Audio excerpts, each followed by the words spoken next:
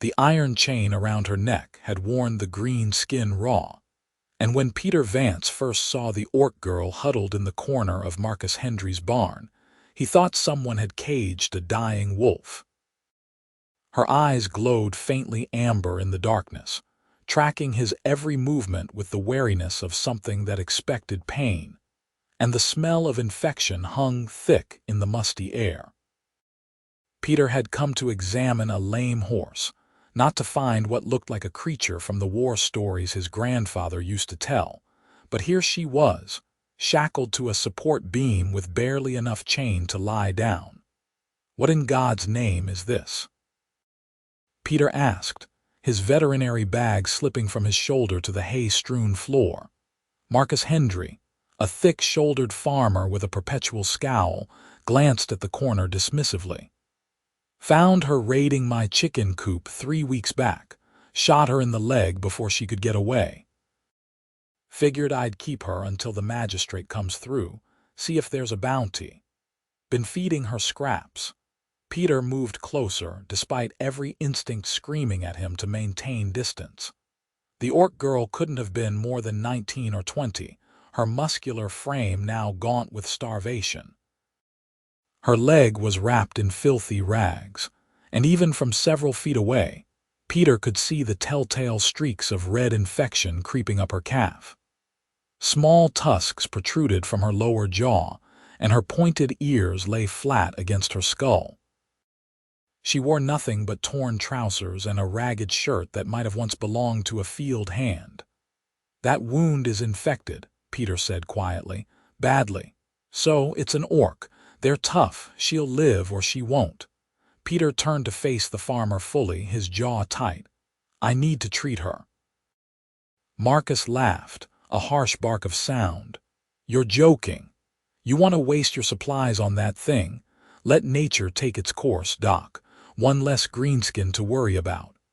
If you let her die of infection in your barn, you'll have to explain the corpse to the magistrate. And if he finds out you denied medical treatment when you had access to it, he might have questions about whether you're running afoul of the Concordat laws." Peter kept his voice level, professional, even as his stomach churned at the sight of the girl's labored breathing.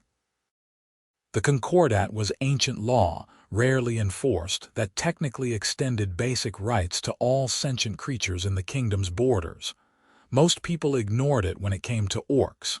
But most people also didn't want legal complications. Marcus spat into the hay. "Fine. Do what you want.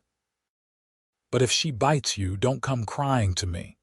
Peter waited until the farmer left before approaching slowly, his hands visible and empty. "I'm going to help you," he said softly, not sure if she could even understand him. "I'm a veterinarian. I treat animals, but I know medicine. That leg will kill you if we don't clean it." The orc girl's eyes narrowed and she bared her teeth slightly. A low growl rumbled from her chest. "I know you're scared," Peter continued, crouching down about 6 feet away. "I would be too, but I promise I'm not going to hurt you. I just want to look at your leg." She didn't move as he inched closer, every muscle in her body coiled tight. When he was close enough to touch, she finally spoke, her voice rough from disuse. "Why?" The single word startled him so much he nearly fell backward. "Because you're hurt," he managed.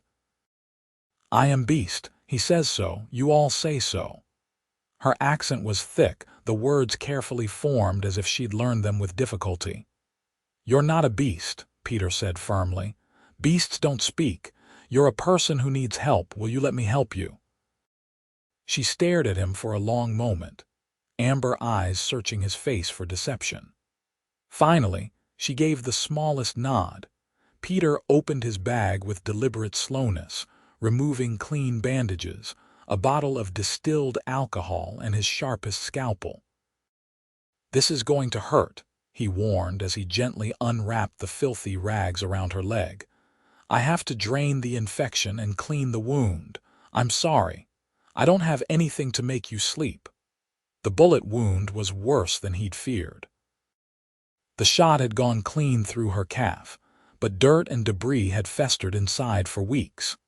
He worked as carefully as he could, cleaning and draining while she sat rigid, her breathing coming in short, sharp gasps. Not once did she cry out, though her fingers dug furrows into the dirt floor. "What's your name?" Peter asked as he worked, trying to distract her from the pain. She was silent for so long he thought she wouldn't answer. Then, "Kragga. I'm Peter Vance." He finished cleaning the wound and began applying a poultice of herbs he typically used on horses with infections. "This should help. I'll need to change the bandage every day for at least a week, maybe 2. You come back?" Kragga asked, suspicion heavy in her voice. "Yes, I'll come back." He wrapped her leg in clean white bandages, then sat back on his heels. "When did you last eat?" "Real food, I mean," she shrugged. A gesture so human it made his chest ache. Peter dug into his bag and pulled out the lunch his housekeeper had packed that morning. Bread, cheese, and cold chicken wrapped in cloth. He set it on the ground between them. "Here." Kragga's eyes fixed on the food with desperate hunger, but she didn't move. "Go ahead," Peter urged. "It's for you." She snatched the bundle so quickly he barely saw her move, then retreated as far as her chain would allow. She tore into the food like she was afraid he'd change his mind, barely chewing before swallowing. Peter watched with a mixture of pity and rage at Marcus Hendry's casual cruelty. When she'd finished, she looked at him again, and for the first time her expression held something other than fear. "Why you do this?" "Because it's the right thing to do," Peter said simply. He stood, brushing hay from his trousers. "I have to go check on that horse now, but I'll be back tomorrow. I promise." He kept his promise. The next day he returned with more bandages, more medicine, and more food hidden in his bag. Marcus grumbled but didn't stop him, probably because Peter never charged him for the ongoing treatment of his livestock. Over the following days, Peter fell into a routine. Arrive early, treat any animals that needed attention, then spend an hour with Kragga before leaving. Her legs slowly improved. The angry red streaks faded, the swelling went down, and healthy pink tissue began to form. As her body healed, she grew stronger, and with strength came more words between them. "Where did you learn to speak our language?" Peter asked one morning as he changed her bandages. "My mother," Kragga said. "She was captured during the war, lived with humans for 5 years before she escaped. She taught me, said it was important to understand enemy." "And is that what I am?" "Your enemy," she studied him thoughtfully. "I do not know what you are, Peter Vance." He smiled at that. "Fair enough. I don't know what you are either, Kragga." As the days turned into weeks, Peter learned pieces of her story. She'd been part of a small clan living in the mountains north of the valley. Her people had been driven from their traditional hunting grounds by human settlements expanding ever outward. Desperate and starving, she'd been scouting for food when Marcus shot her. "My clan thinks I am dead," she said one afternoon, her voice hollow. "They would not come back for me. Too dangerous." "What will you do when the magistrate comes?" Peter asked, though he'd been dreading this question. "He will kill me or send me to work camps. I have heard stories." She said it matter-of-factly, without self-pity, which somehow made it worse. Peter's hand stilled on the bandage he was wrapping. "No, that's not going to happen. You cannot stop it, Peter Vance. You are kind, but you are one man." He didn't argue, but as he left that day, a plan began forming in his mind. It was reckless and probably illegal, but he couldn't stand by and watch Kragga be condemned to death or slavery for the crime of being hungry. The magistrate was due to arrive in 2 weeks. Peter had that long to figure something out. His veterinary practice kept him busy, but his mind churned constantly. He lived alone in a small cottage on the edge of town, having never married despite being 32. His work was his life, traveling between the scattered farms and homesteads that dotted the frontier valley. People trusted him with their animals, but they also gossiped endlessly. If he tried to hide an orc, word would spread within days. Unless no one knew she was an orc. The idea was insane. But the more Peter thought about it, the more it seemed like the only option. He'd need help, though. People he could trust, absolutely. His sister, Margaret, lived 3 farms over with her husband and children. She was one of the few people in the valley who shared his views on the treatment of orcs, having seen too much pointless cruelty during her work as a midwife. If anyone would help, it would be her. That evening, Peter rode to Margaret's farmhouse and laid out his plan over tea while her husband was out in the fields. She listened without interrupting, her face growing more concerned with each word. "Peter, this is madness," she said when he finished. "If anyone discovers you're harboring an orc—" "She's not an orc to me, Maggie. She's a person, a girl who was starving and made a mistake. She doesn't deserve to die for that." Margaret sighed, stirring her tea absently. "What exactly do you need from me?" "Clothes. A dress, petticoats, a bonnet that covers the ears, and maybe some of that skin powder you use for the theater performances at church." His sister had been part of the valley's small theatrical society, performing in amateur productions for years. She still had her makeup kit. "You want to disguise her as human?" Margaret's eyebrows shot up.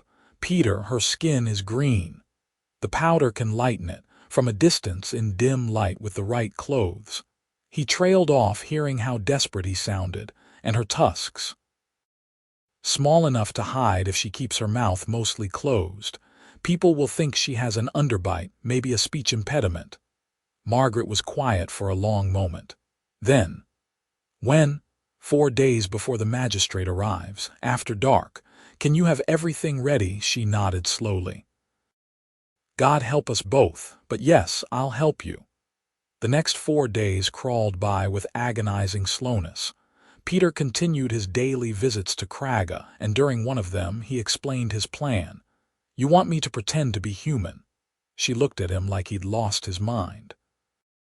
"Just until we can get you away from here. I have a cousin who lives near the northern border, close to the mountains. He owes me a favor. He can help you get back to your people, or at least somewhere safe." Why you risk this for me? Peter had asked himself the same question 100 times. The answer wasn't simple. Part of it was basic decency, the inability to stand by while someone suffered. But part of it, he was beginning to realize, was something more complicated. In their daily conversations, he'd come to genuinely enjoy Kragga's company. She was clever and observant, with a dry sense of humor that caught him off guard. She asked questions about his work, about the animals he treated, about human customs that baffled her. She wasn't a beast or a monster. She was just a young woman dealt a terrible hand by circumstances beyond her control. "Because you deserve a chance," he said finally. "Will you trust me?" She met his eyes, and he saw fear there, but also hope. "Yes, I trust you, Peter Vance." The night of the escape, Peter arrived at Marcus Hendry's farm long after sunset. He told the farmer he needed to do one final check on the orc's wound before the magistrate arrived. Marcus had waved him off with barely a glance, more interested in the bottle of whiskey he was nursing. Kragga was waiting, tense as a coiled spring. Peter had brought bolt cutters, borrowed from the blacksmith under the pretense of needing to cut wire fencing at a client's property. The chain around Kragga's neck was thick, but the bolt cutters were designed for heavy work. It took several minutes of effort, but finally the chain snapped with a dull crack. Kragga rubbed her neck where the collar had rubbed it raw. "I am free," she whispered, as if unable to believe it. "Not yet. Come on, we have to hurry." They slipped out of the barn into the cool night. Peter had left his wagon in a copse of trees a quarter-mile down the road.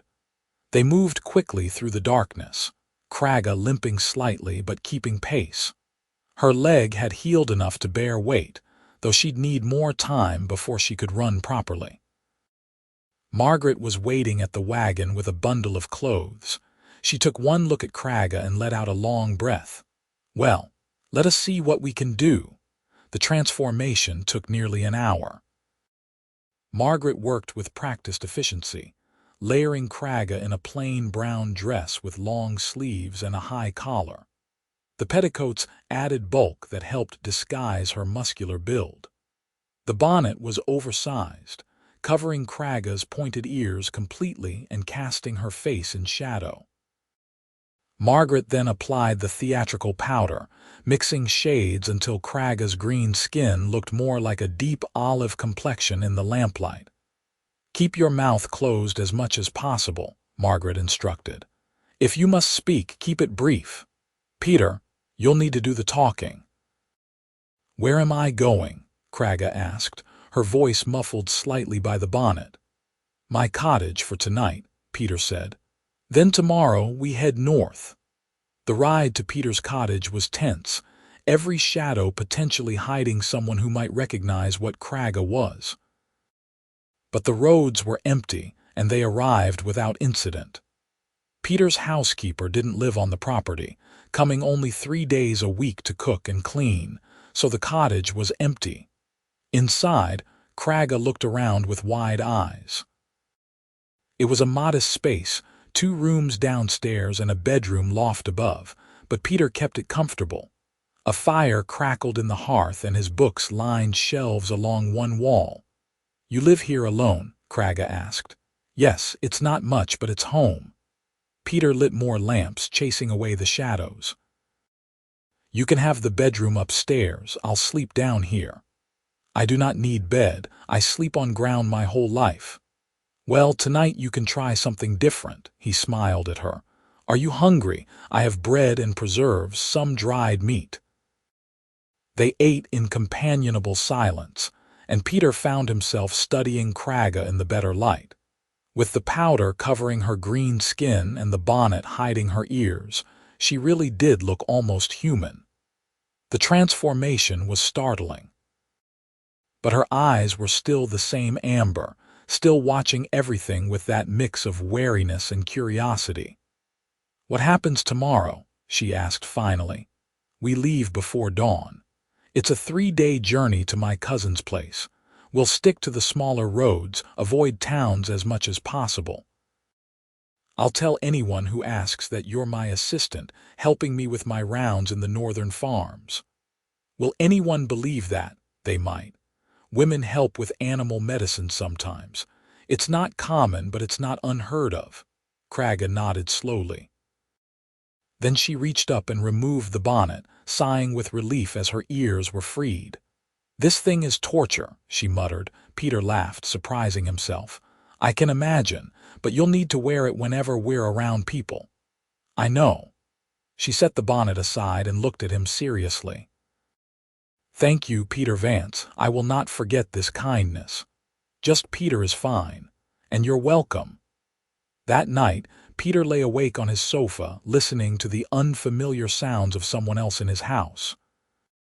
Kragga moved around upstairs, and he heard the creak of bed ropes as she tested the mattress. He hoped she could sleep. Tomorrow would be a long day. He must have dozed off eventually because he woke to the smell of something burning. Peter bolted upright and rushed to the kitchen, where he found Kragga staring in dismay at a pan of smoking eggs. "I try to make breakfast," she said apologetically.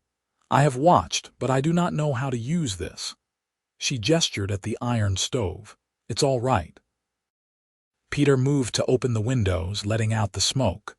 "Cooking on a stove is different from cooking over a fire. Here, let me show you." They worked together to salvage breakfast, and Peter found himself explaining the mechanics of the stove, how to control the heat, how to know when the pan was ready. Kragga listened intently, asking questions, and by the time they sat down to eat, she was smiling. "In my clan, I was terrible cook," she admitted. "My mother despaired. I was always better at hunting, tracking."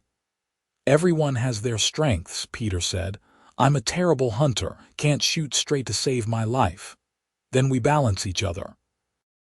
The words came out casually, but they hung in the air between them, suddenly weighted with meaning. They left an hour before dawn, Peter's wagon loaded with his veterinary supplies and enough provisions for the journey. Kragga wore the disguise again, though Peter could see how uncomfortable the bonnet made her. They traveled in silence for the first hour, the only sounds the clip of the horse's hooves and the creak of the wagon wheels. As the sun rose, painting the sky in shades of pink and gold, Peter glanced at Kragga. She was watching the landscape pass with an expression he couldn't quite read. "What are you thinking?" he asked. "I am thinking I have never been this far from my clan before. I am thinking I do not know if I will find them again. I am thinking." She paused. "I am thinking I will miss you when we part, Peter." His chest tightened. "I'll miss you too." They made good time that first day, stopping only briefly to rest the horse and eat a cold lunch.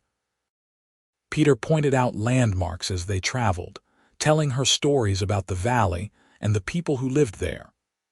Kragga, in turn, told him about orc customs, about the way her clan celebrated the changing seasons, about the songs her mother used to sing. "Your people are not so different from mine," Peter observed. "No, but your people do not see that. To them, we are monsters. Not all of us think that way. Enough do. Enough that my mother was captured and enslaved, enough that I hang in chains for stealing chicken to survive."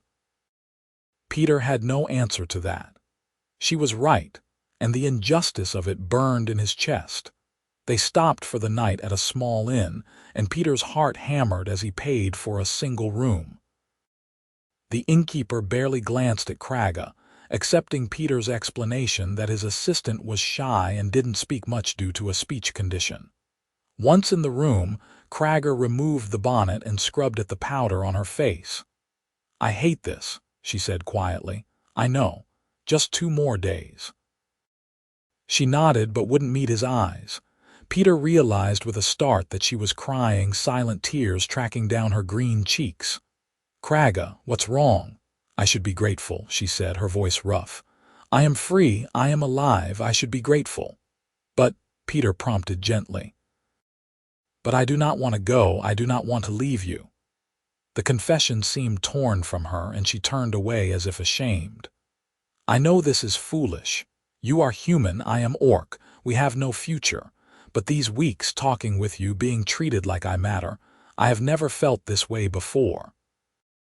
Peter crossed the room without thinking and gently turned her to face him. "It's not foolish, I feel it too." Her amber eyes widened. "You do?" "Yes, I've been trying to ignore it, telling myself it's just because of the circumstances, but—" He took a breath. "Kragga, somewhere along the way I stopped seeing you as someone I was helping and started seeing you as someone I care about, deeply." "This is impossible," she whispered, but she didn't pull away when he cupped her cheek with his hand. "Maybe, probably, but that doesn't make it less true." They stood like that for a long moment, the air between them electric with possibility. Then Kragga leaned forward, closing the distance, and pressed her forehead to his. It was such a gentle gesture, almost chaste, but Peter felt it in his bones. "What do we do?" she asked. "I don't know. But we'll figure it out together. I promise." That night, they lay on opposite sides of the room's single bed, not touching but acutely aware of each other. Peter stared at the ceiling and wondered what he was doing. The plan had been to get Kragga to safety, to give her a chance at freedom. But now the thought of saying goodbye felt unbearable. The second day of travel passed in a blur. They talked more openly now, the confession having broken down some wall between them. Peter told her about his childhood, about losing his parents to fever when he was 16, about choosing veterinary medicine because he couldn't save them, but maybe he could save others. Kragga told him about learning to hunt with her father, about the first time she brought down a deer on her own, about the way her clan celebrated with dancing and singing. "I wish I could see that," Peter said wistfully. "You would be killed if you came to clan lands," Kragga said bluntly. They would not ask questions first. Even if you explained I was a friend, she tested the word. Is that what we are? I think we're more than that, aren't we? She smiled, a real smile that showed her tusks. Yes, much more. That evening they stopped at another inn, and this time when they entered their room, Kragga didn't immediately remove her disguise. Instead, she turned to Peter with determination in her eyes. I have decided something, she announced. What's that? I do not want to go back to my clan. I want to stay with you. Peter's heart leaped and plummeted at the same time. Kragga, that's impossible. People would find out what you are. You'd be arrested or worse. Then we go somewhere else. Somewhere far from here where no one knows us. And how would I make a living? My practice is here. My family is here. So you want me to leave then? Her voice went flat. No, God, no, that's not what I'm saying. Peter ran his hands through his hair in frustration. I'm saying I don't know how to make this work, but I want to more than anything. Then we find way. Kragga stepped closer, taking his hands in hers. You taught me that I am person, not beast. You treated me with kindness when I expected only cruelty. I will not walk away from that. From you. Peter pulled her into his arms, holding her tightly.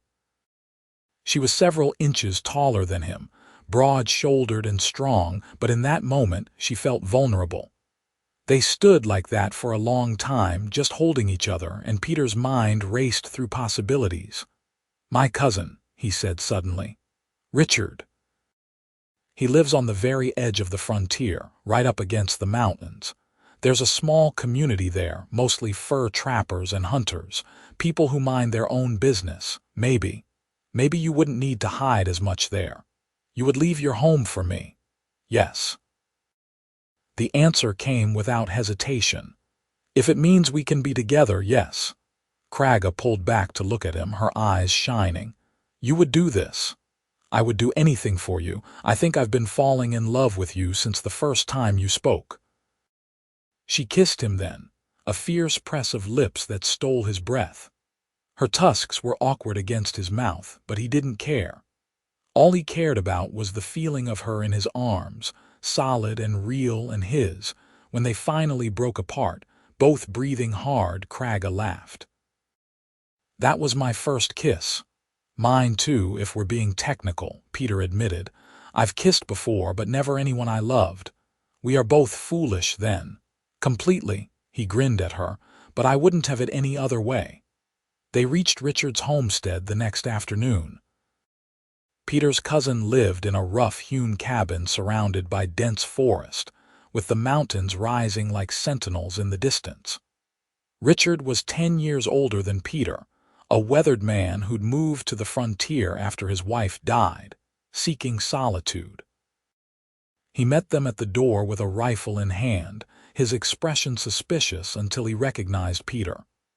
Pete, what are you doing all the way out here? I need your help, Rick, and I need you to trust me. Richard's eyes shifted to Kragga, still in her disguise. Who's this? Peter took a breath. Can we come inside? It's a long story. Once inside, with the door firmly shut, Peter explained everything. Richard listened without interrupting, his expression growing more incredulous with each sentence. When Peter finished, his cousin sat back in his chair and whistled low. You've really stepped in it this time, haven't you? I know. But I love her, Rick, and I need help figuring out how to build a life together. Richard looked at Kragga, who had removed her bonnet and wiped away most of the powder. Can I ask you something, miss? Ask, Kragga said cautiously. Pete says you were starving when you raided that chicken coop. Why didn't your clan help you? Why were you alone? I was scouting, Kragga explained. Clan had not eaten in many days. Game is scarce, driven away by human hunters. I was trying to find food for my people when I was shot. And if you go back to them, what then? Will they accept you after all this time? Kragga's expression darkened. I do not know. I am probably considered dead, or worse, tainted by human contact. Either way, I am not sure I want to return. My clan follows old ways. They hate all humans, believe any orc who shows mercy to humans is traitor. So you want to stay in human lands? Richard pressed. You understand how dangerous that is? I understand. But I also understand that Peter is a good man and I wish to be with him. I will face danger for that. Richard studied her for a long moment, then turned to Peter. You're really serious about this, completely? All right. Then here's what I think. You can't stay in the valley, that's for damn sure. But up here near the border, there are communities that are more mixed. Trappers, traders, people who have left civilization behind for one reason or another. There's even a few orcs who have integrated, though they keep to themselves mostly. Peter felt hope bloom in his chest. Really? Yeah. There's a settlement about 2 days north of here, right at the base of the Thunder Mountains. Call it Greyhaven, though it's barely big enough to deserve a name. Maybe 40 people total. They could use a veterinarian, I'd wager. Lot of trappers with dogs and pack animals. Would they accept us? Richard shrugged. Can't say for certain, but they're more likely to than anyone in the valley. Folks up there are running from something or looking for freedom. They tend not to ask too many questions. How do we get there? Kragga asked. I'll take you. I need to head up that way anyway to trade furs. We can leave in a couple days, give you time to rest.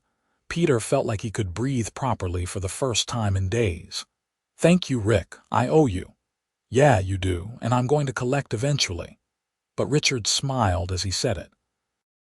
For now, you two can stay in the loft. I'll take the main room. Over the next 2 days, Peter and Kragga helped Richard prepare for the journey north. They sorted furs, checked equipment, and gathered supplies. In the evenings, the 3 of them sat around Richard's fire, and Peter's cousin told stories about the northern settlements. The thing you have to understand, Richard said one night, is that the frontier doesn't work like the valley. There's no magistrate, no real law except what people agree on. That means there's more freedom but also more danger. You'll need to be able to defend yourselves. I can hunt, Kragga offered, and fight if needed. Good, Pete, can you shoot? I told you I'm terrible with a gun. Then you're going to learn. Can't have you defenseless up there. Richard stood and retrieved a rifle from the rack on his wall. Come on, both of you. Let's see what you can do. They spent the next morning practicing. Kragga proved to be an excellent shot, her orc eyesight and steady hands making her a natural. Peter was, as he'd warned, abysmal. After his 10th miss, Richard sighed heavily. All right, guns aren't your weapon. Let's try something else. He produced a hunting knife. How are you with a blade? Peter proved marginally better with the knife, though still far from skilled. Kragga watched the lessons with amusement, and later, when they were alone, she offered to teach him some basic fighting techniques her clan used. Orcs fight differently than humans, she explained, guiding his hands into proper position. We use strength, yes, but also leverage, like this.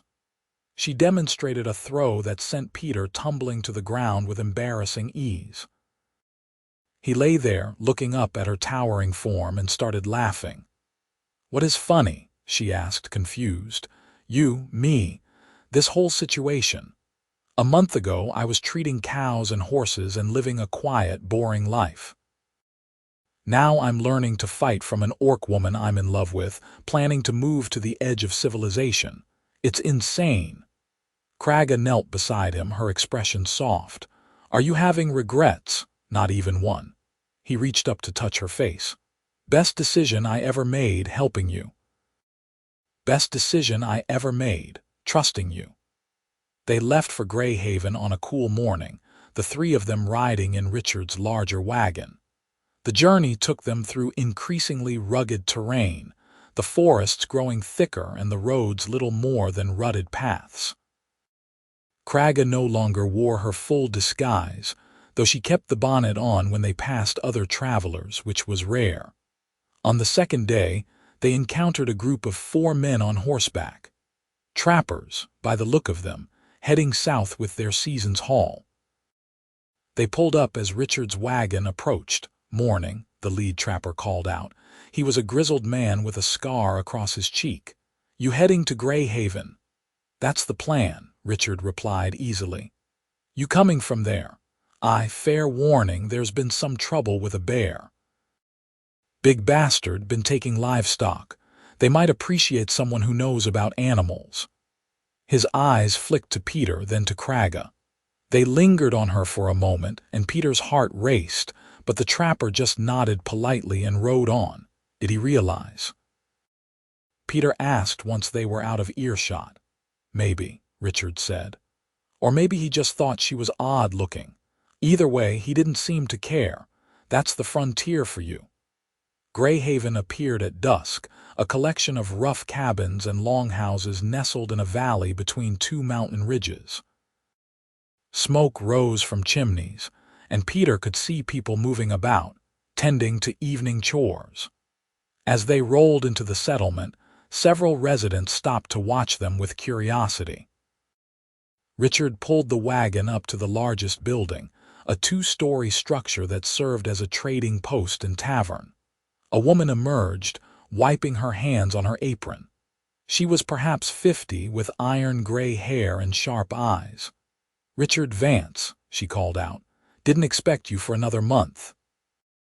"Plans changed, Ida. I brought some people who might be interested in settling here." Richard hopped down and helped Kragga from the wagon. "This is Peter Vance, my cousin, and his wife Kragga." Peter's head whipped around at the word wife, but Kragga squeezed his hand, playing along. Ida's eyes widened slightly as she took in Kragga's green skin and tusks, now fully visible without the disguise. "An orc," Ida said flatly. "Half orc," Richard lied smoothly. "On her mother's side. Pete's a veterinarian, figured you folks might have use for someone with his skills." Ida studied them both for a long moment. Then she shrugged. "We could use a vet, that's true enough. Lost 3 dogs to that damn bear and more animals are injured.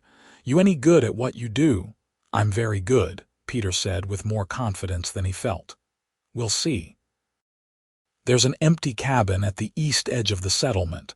Belonged to a trapper who died last winter. You can have it if you're willing to put in work around here. We all contribute." "That's more than fair," Peter agreed quickly. "Thank you. Don't thank me yet. Winter's coming, and if you can't pull your weight, you'll be asked to leave. Greyhaven doesn't carry deadweight." But Ida's expression had softened slightly. "Come inside. You'll want food and a drink after that journey." The tavern's interior was warm and crowded with people eating dinner. Conversations died down as Peter and Kragga entered, all eyes turning to them. Peter felt Kragga tense beside him, but he kept his hand firmly in hers. Ida clapped her hands sharply. "All right, gawkers, show's over. These are new residents, Peter and Kragga Vance. Peter's a veterinarian, so if you've got a sick animal, you know who to talk to. Now eat your damn food." The tension broke, and conversations resumed, though Peter caught plenty of curious glances. They sat at a corner table, and Ida brought them stew and bread. As they ate, several people approached to introduce themselves. A trapper named Samuel asked about treating his sled dogs. A woman named Alina wanted Peter to look at her milk cow. A young man barely out of his teens asked if Kragga might teach him to hunt in the orc style. By the time they finished eating, Peter felt cautiously optimistic. These people might not be fully accepting yet, but they were practical enough to value useful skills over prejudice. Richard showed them to their new cabin as night fell. It was small, just one room with a loft, but it had a good stone fireplace and a sturdy roof. Someone had already stocked it with basic supplies and firewood. "It's not much," Richard said apologetically. "It's perfect," Kragga said, looking around with wonder. "It is ours." After Richard left, Peter and Kragga stood in the center of their new home, still holding hands. The enormity of what they'd done began to sink in. "We did it," Peter said softly. "We actually did it." "Not yet. They still watch us, judge us. Let them. We'll prove ourselves." He turned to face her fully. "Kragga, I know Richard called you my wife as a cover, but I want that to be true. I want to marry you properly." Her eyes went wide. "You wish to bond with me, truly?" "Yes, if you'll have me," she laughed, the sound bright and free. "Foolish human." "Of course I will have you." They kissed again, and this time there was no urgency, no desperation. Just the simple joy of being together, safe, with a future ahead of them. The next morning, Peter began his work in earnest. Samuel brought his dogs, 3 beautiful huskies with thick coats and intelligent eyes. One had a torn pad on his foot, another was losing weight despite eating well, and the third was perfectly healthy. "The thin one concerns me," Peter said after examining them. "He might have worms. I'll mix up something that should help. As for this fellow's foot, keep it clean and wrapped for a few days. No running until it heals." "You really know your business," Samuel observed, impressed. "We've been without a proper vet for 3 years, lost a lot of animals that might have been saved." Word spread quickly after that. Peter spent the next week treating a steady stream of animals. Dogs, horses, a few goats, even a pet fox someone had rescued as a kit. He worked from dawn until dusk, and while some residents remained cool toward Kragga, no one could deny Peter's skill. Kragga, meanwhile, began hunting. She brought back deer, rabbits, and once even a wild pig. She shared the meat with the community, particularly with families who were struggling. Slowly, grudgingly, people began to accept her presence. The turning point came when the bear struck again. It killed 2 sheep belonging to an elderly couple on the settlement's north side and injured their grandson when he tried to fight it off. The boy survived, but the terror was palpable. The bear was getting bolder.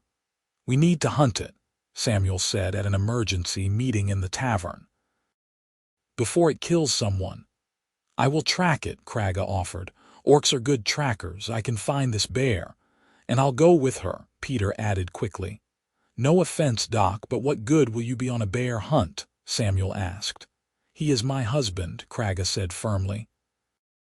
"We hunt together, or I do not hunt at all." There was muttering at that, but no one could argue with the logic. A hunting party was formed. Kragga, Peter, Samuel, and 2 other experienced trappers named Jonas and William. They set out the next morning, following the tracks Kragga had found near the sheep pen. She moved through the forest with confidence, reading signs Peter could barely see. Broken branches, disturbed earth, tufts of fur caught on bark. The trail led them deeper into the mountains. "It's heading for a den," Kragga said after several hours. "Cave, maybe, somewhere safe." "How do you know?" Jonas asked skeptically. "Pattern of tracks. Bear is not wandering, it has destination." She pointed to the way the prints led in a steady direction rather than meandering. "We are close." She was right. They found the cave an hour later, a dark opening in a rocky hillside. The smell of bear was overwhelming and fresh tracks led inside. "We can smoke it out," Samuel suggested. "No," Kragga said sharply. "Look." She pointed to smaller tracks near the entrance. "Bear has cubs. That is why it attacks settlement. It is feeding young." "All the more reason to kill it," William said. "If we kill mother, cubs will die. Then next spring maybe another bear moves in. Same problem." Kragga thought for a moment. "We need to move it, make it afraid to come near settlement." "How?" Peter asked. "Fire. Loud noises. Make this place feel dangerous. Bear will take cubs and go somewhere else." They debated the plan but ultimately agreed to try Kragga's way. They spent the next several hours setting up a perimeter of torches and creating noisemakers from the supplies they'd brought. When everything was ready, they lit the torches and began making as much noise as possible, beating on pots and shouting. The bear emerged with a roar that shook Peter's bones. It was massive, easily 7 feet tall on its hind legs, with a silver-tipped coat. 2 cubs tumbled out behind it, smaller but still dangerous. The mother bear charged toward them, and for a terrifying moment, Peter thought they'd made a fatal mistake.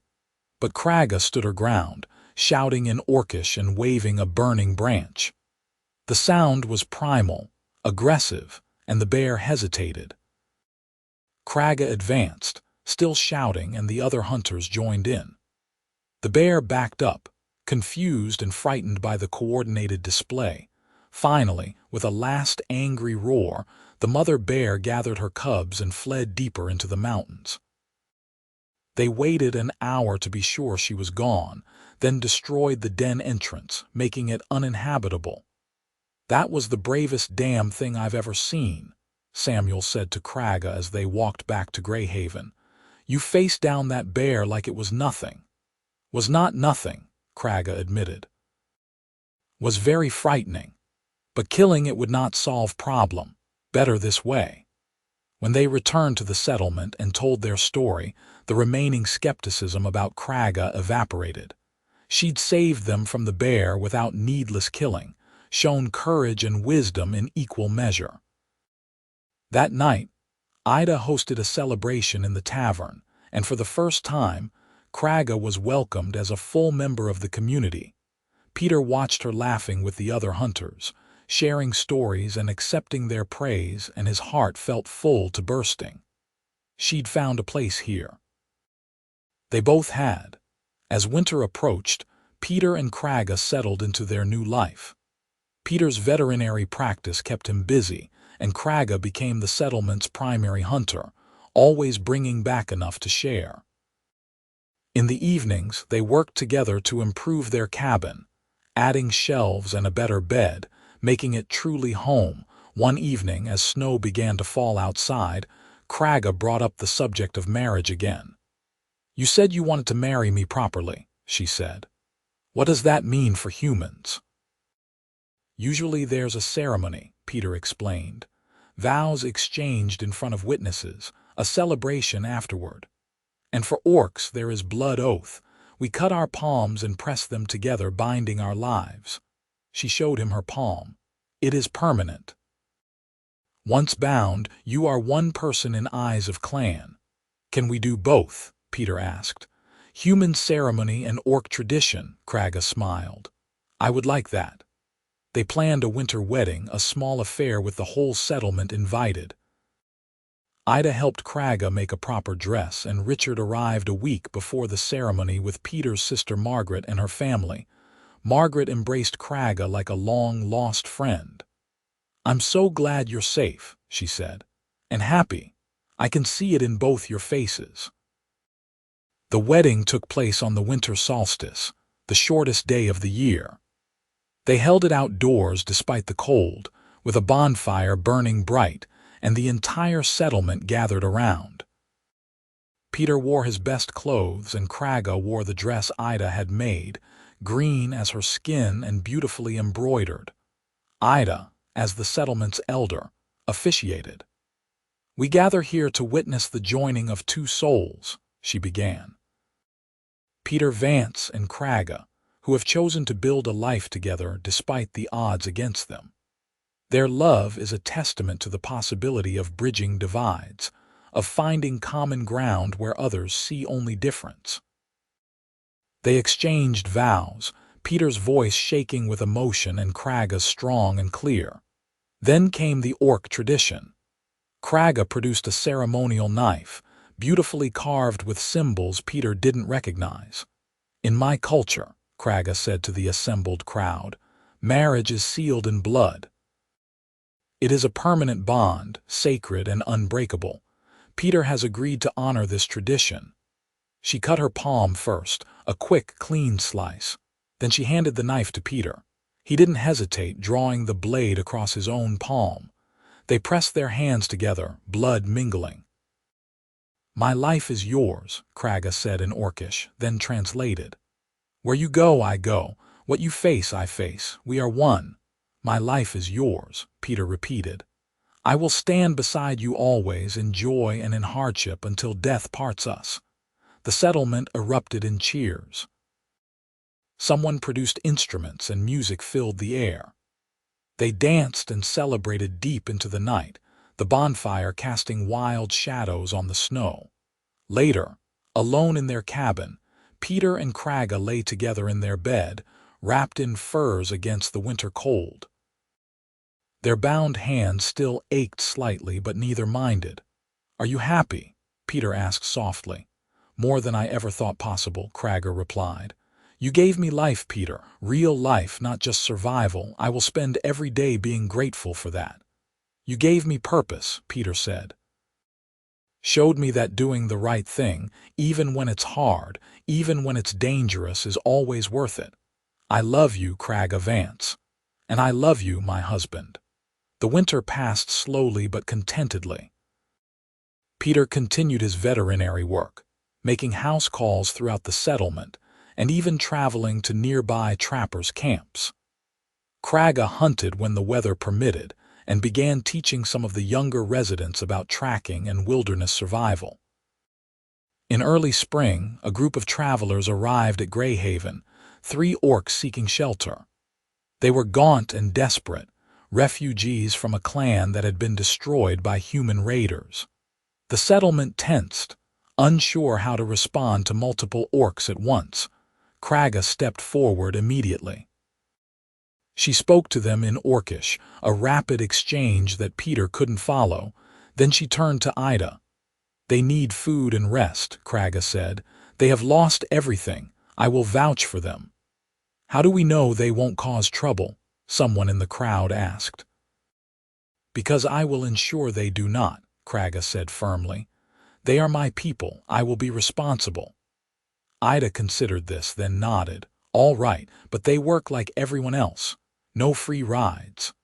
The 3 orcs, 2 women and a man, proved to be valuable additions to the settlement. They were skilled craftspeople, able to work leather and wood in ways the human settlers couldn't match. Within a month, they'd integrated as fully as Kragga had. More importantly, their presence seemed to signal a shift. Word spread that Greyhaven accepted orcs, that it was a safe haven for those displaced by the ongoing conflicts between orc clans and human settlements.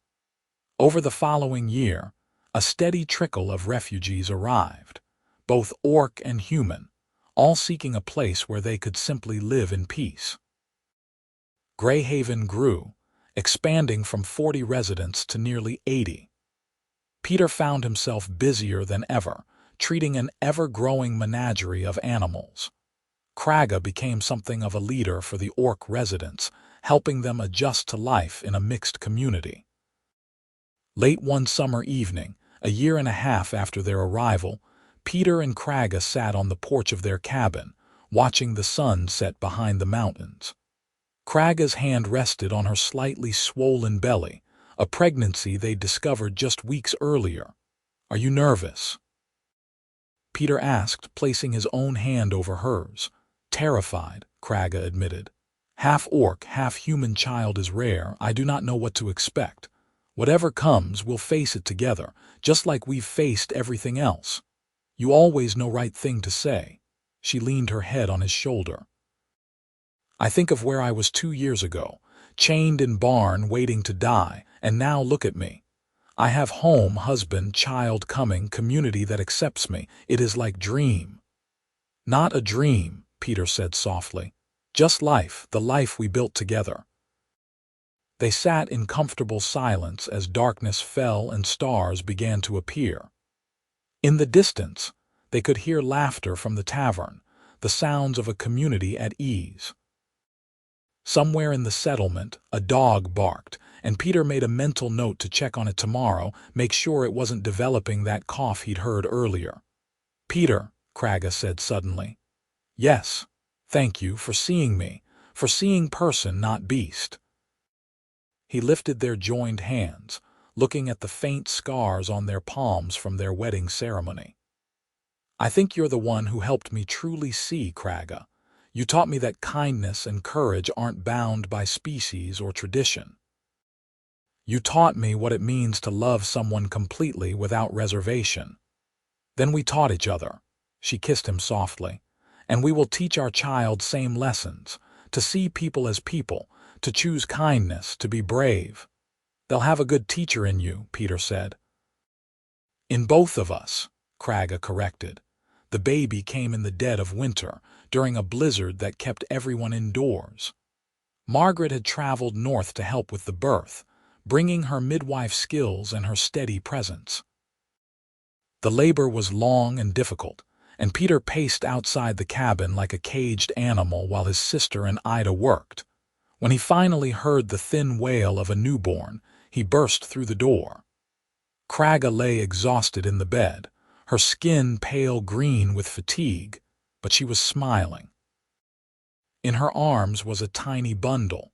A son, Margaret said, grinning. Healthy and loud, come meet him. Peter approached slowly, reverently. The baby had green-tinged skin, lighter than Kragga's but darker than his own. Small points to his ears. No visible tusks yet, though Margaret said they might develop later, but his eyes, when they opened briefly, were human brown like Peter's. He is beautiful, Kragga whispered, like both of us. What should we call him? Peter asked, gently touching his son's tiny hand. In my clan, children are named for qualities we hope they will have, Kragga said, but I do not know what is tradition for humans. We usually use family names or names we simply like. Peter thought for a moment. What about something that represents both our cultures? Something that means unity or bridge.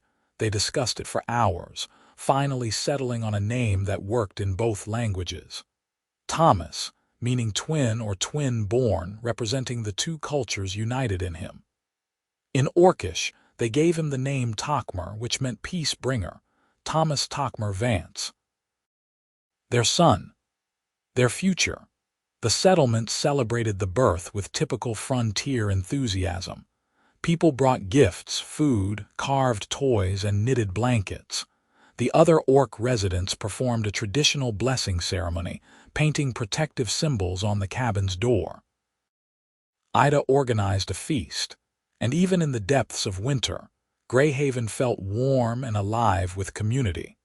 As Thomas grew from infant to toddler, he became the settlement's favorite. He toddled between human and Orc residents with equal ease, learning words in both languages simultaneously. His existence seemed to cement what Greyhaven had become, a true mixing of cultures, a place where old hatreds gave way to new possibilities. Peter's veterinary practice continued to expand. He trained several young people as assistants, teaching them the skills they'd need to care for animals.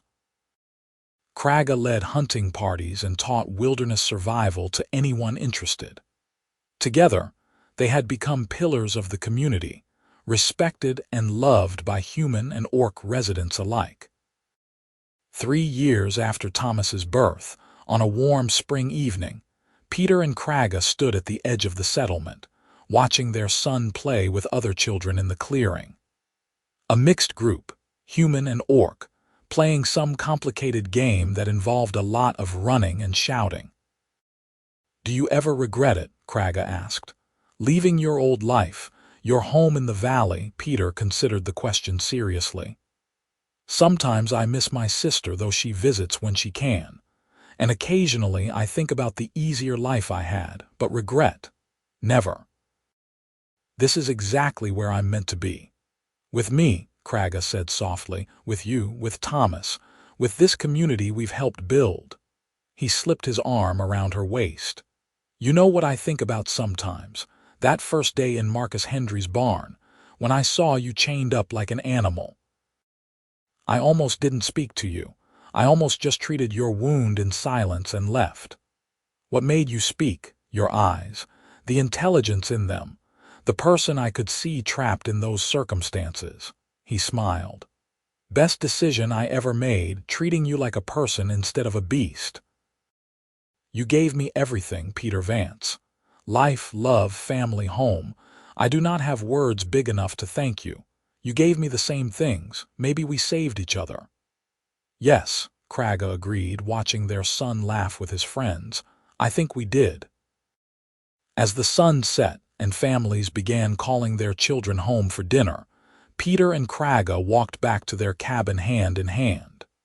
Smoke rose from chimneys throughout Greyhaven, carrying the sense of cooking food and wood fires.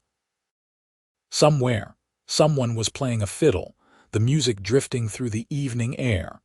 Their cabin had grown over the years, now with 2 rooms and a proper loft. Peter had built shelves for his medical texts and Kragga's collection of carved stones. Thomas's toys were scattered across the floor, and drawings he'd made hung on the walls. That night, after Thomas was asleep in his small bed, Peter and Kragga sat by their fire, as they did most evenings. It was their quiet time, a chance to simply be together after the busyness of the day. I heard from Richard today, Peter said. He's bringing another group of refugees next month, 5 orcs, maybe 6, all from the same clan looking for sanctuary. We will make room, Kragga said confidently. We always do. Sometimes I wonder how large Greyhaven can grow before it stops being the place we came to. It will change, Kragga acknowledged. Everything changes. But the heart of it, what we built here, I think that will remain: community, acceptance, chance for new beginning. I hope you're right. I am right. She smiled at him, tusks gleaming in the firelight. You forget I am always right, Peter laughed. How could I forget? You remind me daily. They sat in comfortable silence for a while, watching the flames dance. Outside, the settlement slowly quieted as people retired for the night.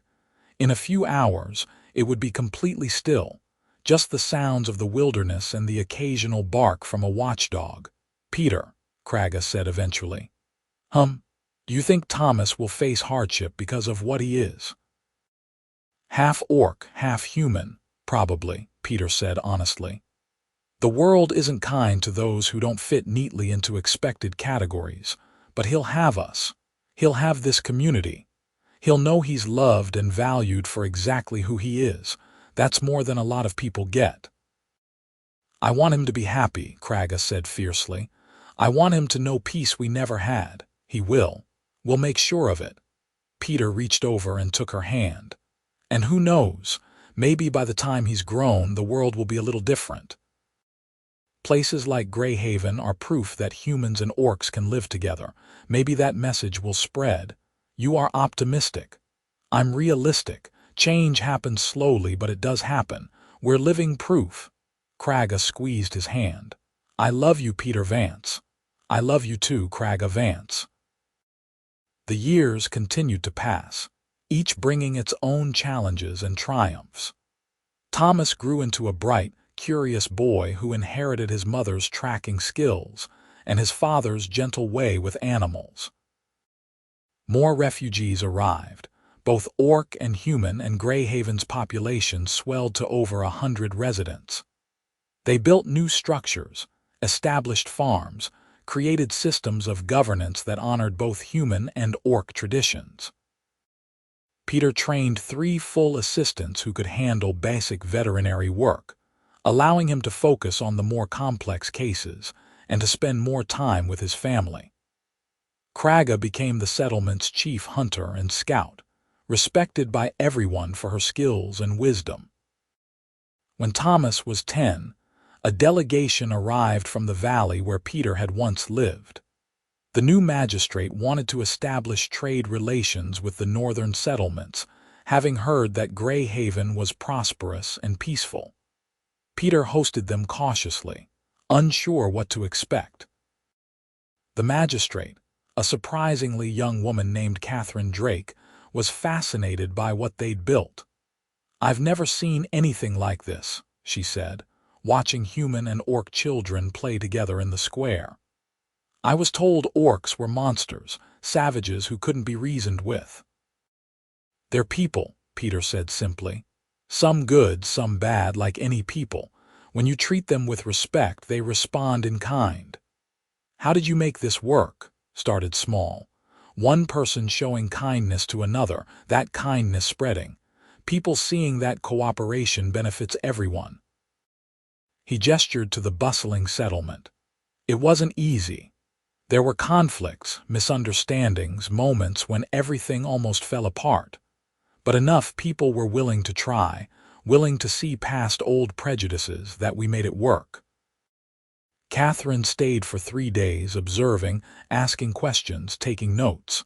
Before she left, she sought out both Peter and Kragga. "I want to try something similar in the valley," she said. "Not a full integration, not at first, but maybe allowing orc traders into town. Establishing formal communication with the clans. Baby steps." "It is a good start," Kragga said, "but be prepared for resistance. Many humans will not want change. Many orcs will not trust you, I know, but I have to try." Catherine looked between them. "Would you be willing to serve as intermediaries? To help facilitate initial contact?" Peter and Kragga exchanged glances. It would mean traveling back to the valley, facing people who might remember Peter's escape with an orc prisoner. It was risky. But it was also an opportunity to spread what they'd built in Greyhaven, to help create more places where humans and orcs could coexist peacefully. "We'll help," Peter said. Over the following years, they made several trips to the valley, along with Thomas and a delegation of Greyhaven residents. The work was slow and frustrating, but gradually, attitudes began to shift. Trade routes opened between human settlements and orc clans.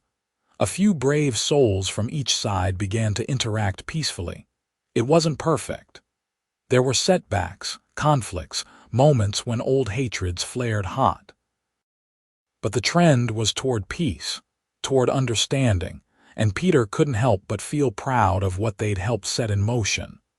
On Thomas's 16th birthday, the settlement held a huge celebration. He was now considered an adult by both human and orc traditions, and the party reflected that milestone. People came from all over the region, filling Greyhaven to capacity. That night, after the festivities had died down, Peter and Kragga stood together outside their cabin, watching the stars. "Do you remember what I said the day we arrived here?" Peter asked. "That we'd prove ourselves. I remember. I think we've done that and more." Kragga nodded slowly. "When I was chained in that barn, I thought my life was over. I thought I would die there, alone and forgotten. But you saw me. You treated me like I mattered, and because of that, all of this exists." She swept her hand to encompass the settlement. "Every person here, human and orc, lives in peace because you chose kindness over cruelty." "We chose it," Peter corrected. "This wasn't just me. You had to trust, had to be brave, had to work to build bridges between our peoples. We did this together." "Together," Kragga agreed, leaning into him, "as we do everything." They stood like that for a long time. Two people who defied every expectation and created something beautiful in the process. In the settlement around them, humans and orcs lived side by side, proving that the walls between peoples were artificial, that understanding was always possible for those willing to try. Peter thought back to that day in Marcus Hendry's barn, to the moment he decided to speak to the frightened orc girl instead of treating her in silence. One moment, one choice that had changed everything. Sometimes he wondered what would have happened if he'd made a different choice.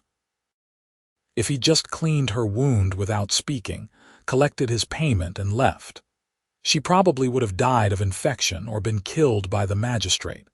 He would have gone back to his quiet, lonely life, never knowing what he'd missed. But he hadn't made that choice. He'd seen a person in need and offered help, simple as that. And from that one act of basic human decency, an entire community had grown. "What are you thinking?" Kragga asked. "That I'm grateful. For you, for Thomas, for this life we've built, for everything. I am grateful too, every day." She kissed his cheek. "Come. It is late, and tomorrow we have much to do." They went inside together, to their warm home filled with evidence of the life they'd created. Peter banked the fire while Kragga checked on Thomas, who was too old to tuck in but still welcomed his mother's goodnight kiss. As Peter climbed into bed beside his wife, feeling her warm presence next to him, he thought about the future. Thomas would likely take over Peter's veterinary practice someday, bringing his unique perspective as someone who belonged to both worlds. More settlements like Greyhaven would emerge, creating networks of peace and cooperation. The old hatreds would never completely die, but each generation would be a little more accepting than the last. It wasn't a perfect world, and it never would be. But it was better than the one he'd lived in 16 years ago. And he'd played a part in making it better, all because he'd chosen to see a person instead of a beast. Kragga's breathing deepened into sleep, and Peter smiled into the darkness. Tomorrow would bring new challenges, new opportunities to build on what they'd started. But tonight, he was simply content to lie next to the woman he loved, in the home they'd made, in the community they'd helped create. It was enough. More than enough. It was everything. As Peter drifted off to sleep, his last thought was a simple one. Thank you. Thank you for that moment of courage 16 years ago when I chose kindness over convenience. Thank you for every moment since that led me here. And somewhere in his dreams, he saw a younger version of himself standing in that dark barn, reaching out his hand to a frightened orc girl, choosing to speak instead of staying silent, choosing to help instead of walking away. It was the best choice he'd ever made, and he'd spent every day since proving it. The end came peacefully for Peter Vance, 43 years after that first meeting in Marcus Hendry's barn. He was 75, surrounded by family in the cabin he'd shared with Kragga for over 4 decades. Thomas was there, now a father himself with 3 children who were the settlement's pride and joy. Margaret's grandchildren had made the trip north. And of course, Kragga sat beside him, holding his hand as she had for so many years. "I'm not afraid," Peter said quietly. His voice was weak, but his eyes were clear. "I've had a good life. A full life." "The best life," Kragga said, her own voice thick with emotion. Even at 63, she was still strong, still vital, though time had silvered her black hair and lined her face. "Because we lived it together. No regrets, not one." She brought his hand to her lips. "You saved me, Peter Vance. In every way person can be saved." "We saved each other," Peter insisted, as he always had. He closed his eyes then, a small smile on his face, and slipped away as gently as a sigh. Kragga held him for a long time after, her tears falling silently on their joined hands. They buried him on a hill overlooking Greyhaven, with a view of the mountains he'd come to love. The entire settlement attended, along with people from dozens of other communities that had been inspired by Greyhaven's example. Human and orc alike paid their respects to the man who'd seen past differences to the person beneath. Kragga stood at the grave long after everyone else had left, staring at the simple stone marker. It bore his name, his dates, and a single line she'd insisted on. He treated everyone with kindness and respect, regardless of their appearance or origin. "Thank you," she whispered to the empty air. "For seeing me, for loving me, for giving me everything." The wind rustled through the trees, and if Kragga imagined it sounded like Peter's gentle laughter, well, that was her comfort to keep. She lived another 12 years, continuing to hunt and teach and guide the community she and Peter had helped build. When her own time came, she was buried beside him on that hill, their stones side by side as they'd been in life.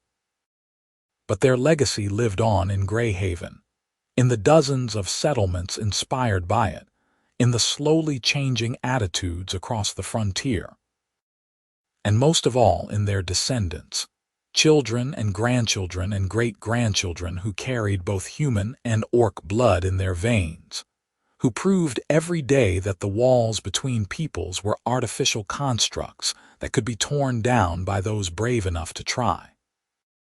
Thomas Vance, son of Peter and Kragga, often brought his own grandchildren to the hill where his parents were buried. He'd tell them stories about the veterinarian who'd treated an orc girl like a person instead of a beast, and about the orc woman who'd been brave enough to trust when trust seemed impossible.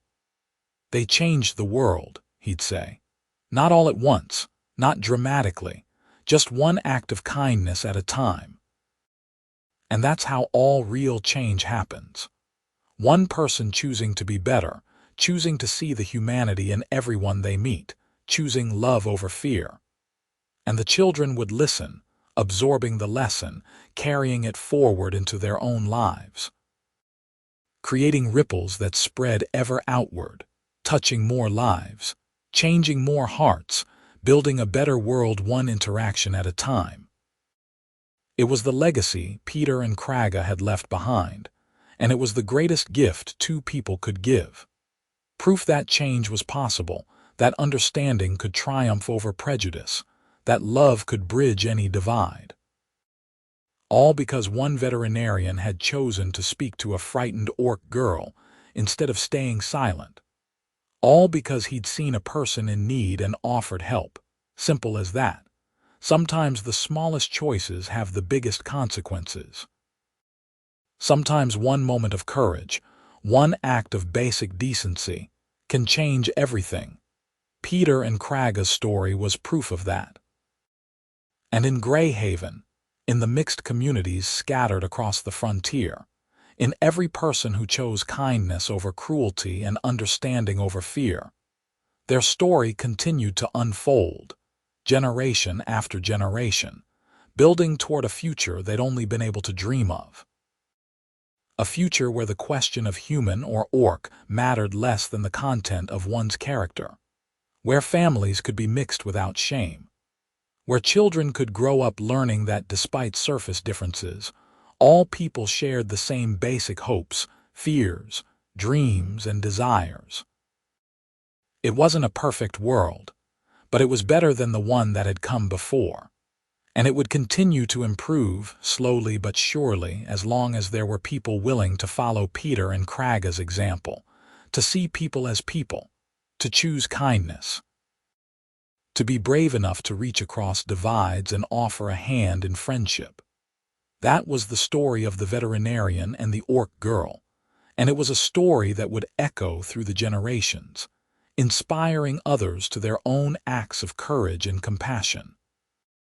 And somewhere, in whatever place spirits rest, Peter and Kragga watched over the world they'd helped create, together as they'd always been, their love transcending even death itself. The end.